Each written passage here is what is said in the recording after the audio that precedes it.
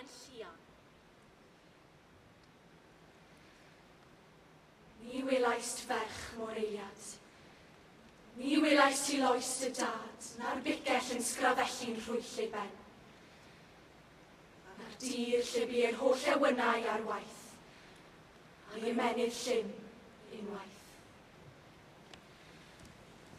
A thrwy'r gaeaf olaf un, ni welaist warchau'r gelyn, na'i feirch o fiell i fôn, na llwydwyll ein colledion. A dawns y pedolain dwy'n i wynedd dristwch Gwanwyn. Yna, dyroen y côr draw i eilio siant ac alaw. Rhoi fair pob her a fi, a'n hindod mewn lleiandi. Rhoi i'r ion ein sofraniaeth. Yn o'i ddiw, rhoi'r ha na ddaeth. Yno ti dy benwyni, roedd gwlad a'i deheuad ti.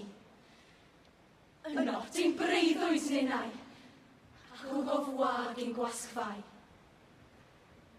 Ac yn dy gnawd gwyn o hyd, roi'r haf anghyrraedd hefyd.